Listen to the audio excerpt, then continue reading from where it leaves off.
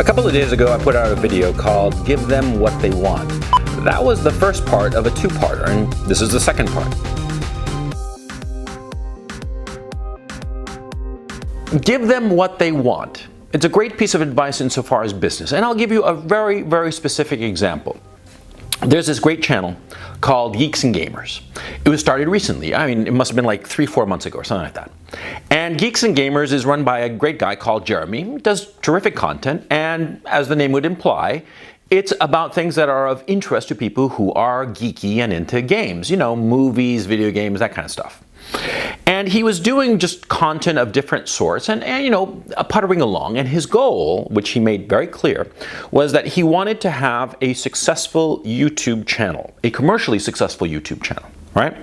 That was his goal. And there's nothing wrong with that. There's nothing wrong with saying, I want to be commercially successful. Nothing wrong with it at all. And anybody who claims otherwise is just an idiot. Okay, Geeks and Gamers, he wanted to have a commercially successful channel, and he was puttering along, and then he did like a video or two about Star Wars, just as like in the normal course of events. You know, he would do some about video games and some about this or that, the other, and he did a couple on Star Wars, and the ones on Star Wars really clicked with his audience. The ones on Star Wars got a disproportionate number of views, and all of a sudden his channel started to explode because of the Star Wars videos that he was doing, right? So what did he do? He gave his audience what the audience wanted. He gave them more content about Star Wars. His channel became a 24/7 operation insofar as Star Wars is concerned, right? It's Star Wars all day, every day, all the time. This guy got it. He gave his audience what they wanted, and his audience ballooned, right? Good on him. But here's a trap that you can easily fall into, and you have to be very, very careful. You see, sometimes you can fall into the trap of not just giving them what they want, but becoming their slave. Now, I'm going to mention a couple of YouTube channels that have fallen into this trap of becoming a slave to their audience, okay? And this is a trap that happens not just on YouTube. I'm just going to be using YouTube because it's an easy example. I can point to it and you can look at it and see for yourself. But it happens in all walks of life where somebody is giving people what they want and then finds that they are unable to change course. They are stuck. They have to keep on giving people what they want. They become a slave to their audience, their client base, whomever, their bosses sometimes. They keep on giving them what they want, but they can only give them what they want. They can't get out of their box. And I'm thinking of a YouTube channel specifically. There's one, Thunderfoot. Thunderfoot has close to like 1 million subscribers, 800,000, something like that. I've lost track. Now, Thunderfoot is this scientist guy, and he started out with like these debunking Christianity videos, I think, or debunking believers in God. It doesn't matter. The point is, he started giving them this content, and he's decayed into this channel that basically says that, you know, solar roadways are balderdash and Anita Sarkeesian is bad. That's all the content he's creating, basically. That's it. That's all that his audience will like him to show them. He's become a slave to his audience. You see what I mean? There's another one, Sargon of Akkad. You know, I've had my run-ins with Sargon here and there. And Sargon is a slave to his audience because all his content is basically feminists are bad, SJWs are poopy heads. That's all he can do. If he tries to deviate from that, he's screwed. He'll lose his audience. And he's tried a couple of times, but he can't. He's a slave to his audience, and he's so concerned about holding on to his audience that, you know, basically his audience has him in shackles. Now, if you're interested in just making a business out of YouTube, for instance, like in the case of Jeremy over at Geeks and Gamers. Jeremy over at Geeks and Gamers, he just wants a successful YouTube channel, and if it means that he has to give them Star Wars content 24/7, and that's the way to make it a successful business, he's going to do it. Good on him. Then he doesn't really have shackles now, does he? He's doing what he wants. What he wants is a successful channel, and therefore he's within his parameters of freedom, if you will. No, that's an awkward phrase. He is giving them what they want and thereby achieving his goals that were freely chosen by him. So he's not a slave to his audience, right? But these other channels, Thunderfoot and Sargon and TJ Kirk, the amazing atheist, he has the same problem. He's got like 1 million subs, and his 1 million subs, they don't like his new content, but he doesn't know how to go back to making the old content. He's sort of like, in a very real sense, he's forgotten how to make the old content. So he's constantly trying to give his audience what they want, but he's failing, right? Now, why am I bringing this up specifically? Well, because something really interesting happened to me. Over the last couple of days, I've gotten this huge influx of new viewers and new subscribers. All of a sudden, the YouTube algorithm has blessed me with a huge audience, putting me in front of a whole bunch of people that they never had before, right? And so, I was thinking to myself about this situation because it all happened on this video called Never Date a Woman Older Than 25, right? And because of that video, which has gotten tens of thousands of views, I've gotten thousands of new subscribers, which is great. But it made me think, what do I want? Do I want to be making a channel where I, tell guys how to get girls and girl advice, if you will? Is that the channel I'm doing? Well, no, because see, I was never interested in building a large channel. I'm interested in leaving a registry of ideas, thoughts, concepts for my kid. That's always been the driving motivator that I've had. See, my goal is to make videos so that when my son, who's currently 3 years old, and I'm 50, right? So when my son is 30 and I'm likely dead, he'll be able to look at these videos and get some life lessons that will serve him, life lessons that I would have given him in person were he old enough to understand them. But right now, he's 3, he's far too young, of course, and I'm 50, and so it's unlikely that I'll live to be 80. So it's smart for me to be doing these videos. That's the goal of these videos. I'm not interested in a big audience. I'm not interested in sucking up to my audience. I'm not a slave to my audience, in other words. I just want to make good content that my kid in 30 years will be able to look at and learn something from. You see what I mean?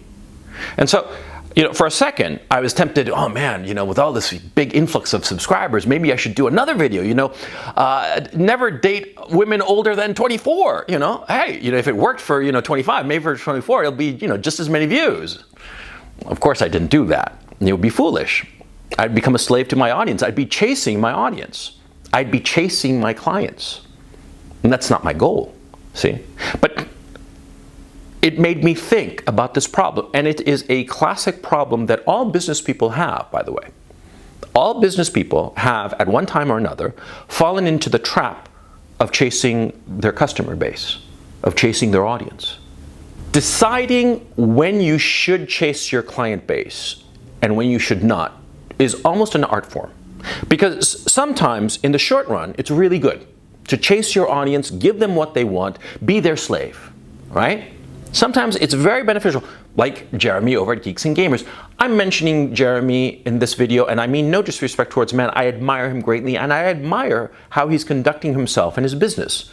It's the way you should conduct your business. He saw that his audience likes Star Wars content. He is giving them Star Wars content. He is growing his channel. Now, if he's smart, and I know that he is, although I've never spoken with the man, but I know that he's very smart, and I know that what he's going to be doing in a few months' time, when the Star Wars thing has, petered out somewhat, it gets a little tedious for all involved, including his audience, he'll, start to pivot away to other material. He's a smart customer. He'll do that, right? But the point I'm trying to make, see, is that it is normal for you at some point in your career, in your business, to be chasing your client base, chasing your audience, being, in a very real sense, their slave, giving them what they want, right? But then when things are plateauing, when things are steady, when you're just going forward very level, right? That is when you have to start thinking to yourself, am I a slave to my customer base? Or should I change? And if I do change, how should I change and why am I changing? Okay? Because everybody reaches a plateau. It's perfectly normal. In every business, there's a period of growth and then you plateau. Now, when you plateau, it depends where you plateau. If you plateau at a level that you're really happy with, then stay there. You don't need to change. You don't need to do anything. Just stay there and be happy. Enjoy life, right? That is actually the goal of every businessman. The goal is to reach a plateau where you're perfectly happy. You feel like you're going on all cylinders. And perhaps you're not growing, but you're just happy with everything. And so, yeah, perfectly fine. That's something to aspire to, of reaching a plateau of satisfaction. But if you're growing and you reach a plateau, but you're not satisfied, okay? You're not satisfied with where you are, and you want to change, well, then you got to think it through and decide how you want to change. Do you want to have more clients, more money, or bigger audience, or just grow? Or do you want to change for a different reason? See? Like in my case, as I've explained to you my motivation for this channel, the idea of me growing is a lot of fun and very exciting, but it's not my primary driver, you see? I want to grow, but I don't care if I don't, because the purpose of these videos is completely different from simply having a YouTube business. If I wind up having just 100 subscribers and I do all of the videos that I want to do, I'll be perfectly happy, because there will come a time when I won't make any more videos, okay? That time is in the distance, but there will come such a time when I feel that I'm repeating myself. Then I'll stop, because then, what's the fun in that? Of just, hearing an old guy, an old fart repeating himself, what the fuck, right?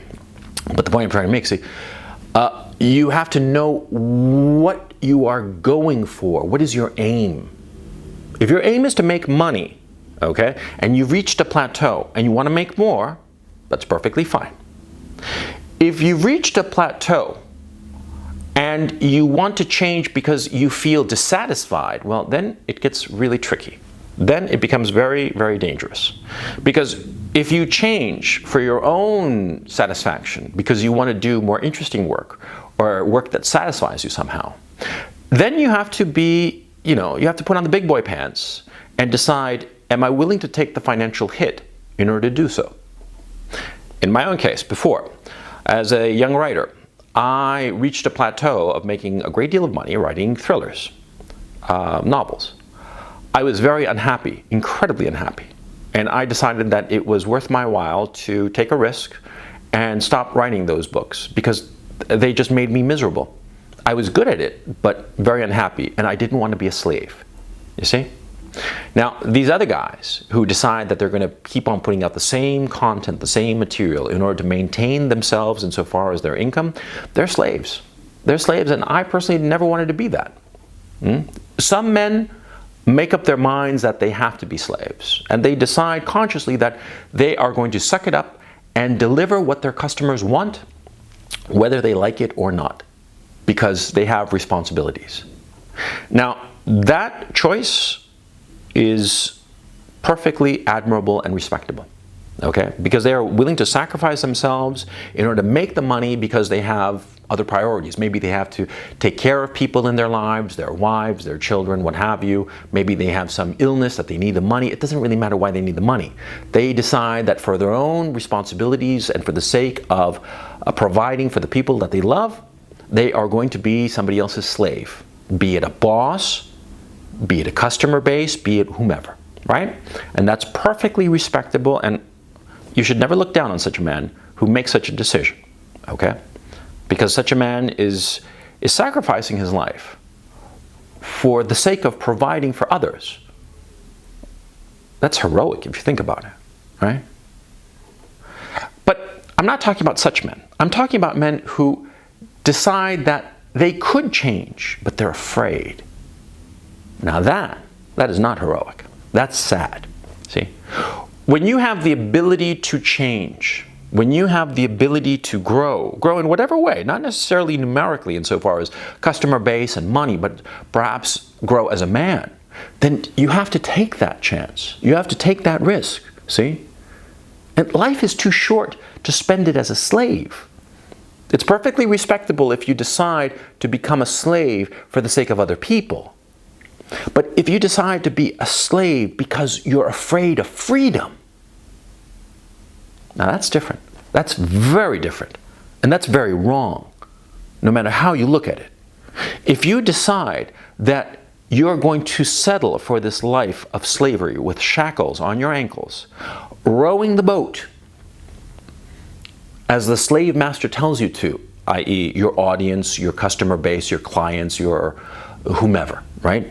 If you're going to row that boat at the beat of the slave master's drum because you're afraid of what might happen if you stand up, take off your shackles, and just go off into the distance, well, then who do you have to blame? You have nobody to blame but yourself. So, make up your mind like a man. Decide what you want. What are your priorities? What you want to do with your life.